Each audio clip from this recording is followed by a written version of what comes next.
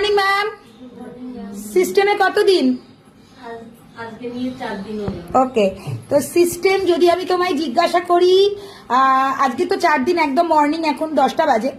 আমি 3 দিনের আগের তুমি আর 3 দিনের পরের তুমির মধ্যে যদি ডিফারেন্ট জিজ্ঞাসা করি, তুমি আমাকে কি বলবে? আগের থেকে আমি আগে আমি ঘুম থেকে উঠতে পারতাম না, ঘুম ভাঙছে না, 9টা 8টা না বাজলে কিছুই সকাল হয়েছে কিনা আমি বুঝতেই পারতাম না।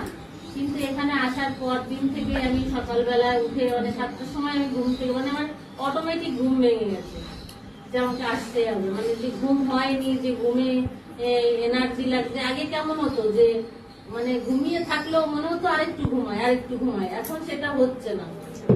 ঘুম ভেঙে যাচ্ছে তো ব্যাস বিছানা ছেড়ে দিয়েছি, আর মনে হচ্ছে যে আমার পেটটা একটু কম হয়েছে, নিজে ফিল হচ্ছে, তোমার ফার্স্ট এনার্জি লেভেলটা বেড়েছে। হ্যাঁ, সো একদম। আর এটাই হচ্ছে।